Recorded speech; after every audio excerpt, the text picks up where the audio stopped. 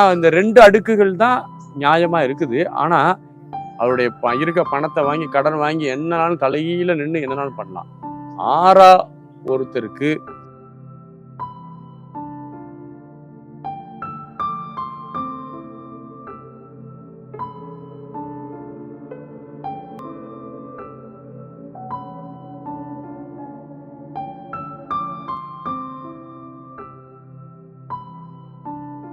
அனைவருக்கும் அன்பான வணக்கங்கள்.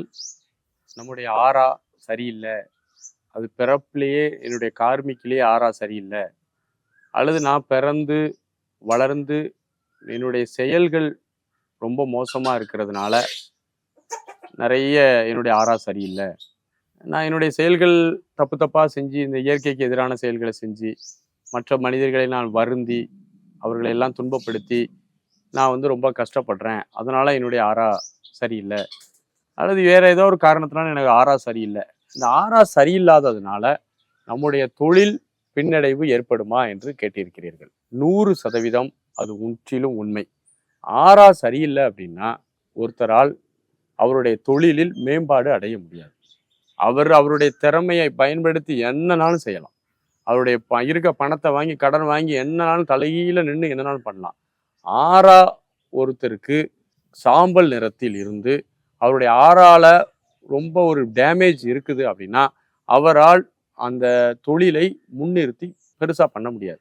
ஏன்னா 6ஆ அழுக்கு படிந்திருந்தாலோ 6ஆ மோசமான நிலையில் இருந்தாலோ பிரபஞ்சத்திலிருந்து கிரகிக்கக்கூடிய காஸ்மிக் எனர்ஜி கட் ஆயிரும். இந்த விஷயத்த புரிந்துக்கணும்.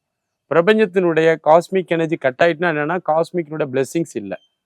நம்ம சொந்த முயற்சியில நம்மகிட்ட இருக்கக்கூடிய 6ஆ வச்சு நம்ம ட்ரை பண்றோம்.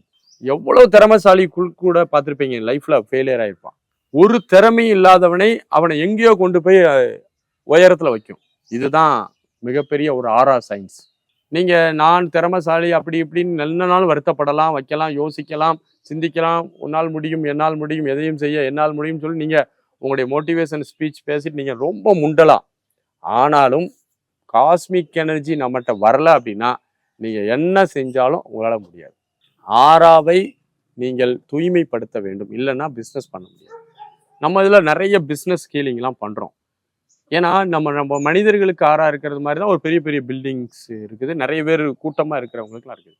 இந்த பிஸ்னஸ் ஹீலிங் எதுக்காக பண்ண ஆரம்பிக்கிறோம் அப்படின்னா ஒரு இடத்துல பிராண அழுக்குகள் அதிகமாக இருக்குது, ஒரு நபர்கிட்ட இருக்கக்கூடிய 6ஆல பிராண அழுக்குகள் இருக்கு, இவன் என்னுடைய அறிவை பயன்படுத்தி திறமையை பயன்படுத்தி ரொம்ப முன்றான், எந்த பலனும் இல்லை என்ப போது பிஸ்னஸ் ஸ்கில்லிங் தேவைப்படுது. ஒருத்தருடைய 6ஆவை நல்லா தூய்மை செய்து சக்தி ஊட்டி அவரை பல முறை தூய்மை செய்து அவர்கிட்ட எந்த ரூட் இருக்கோ அந்த ரூட்டெல்லாம் பிடிச்சி எடுத்து வெளியில போட்டு அதுக்கப்புறம் ஒரு பிஸ்னஸ் செய்யும் போது அவருக்கு சாதகமான சூழ்நிலைகள் வருகிறது.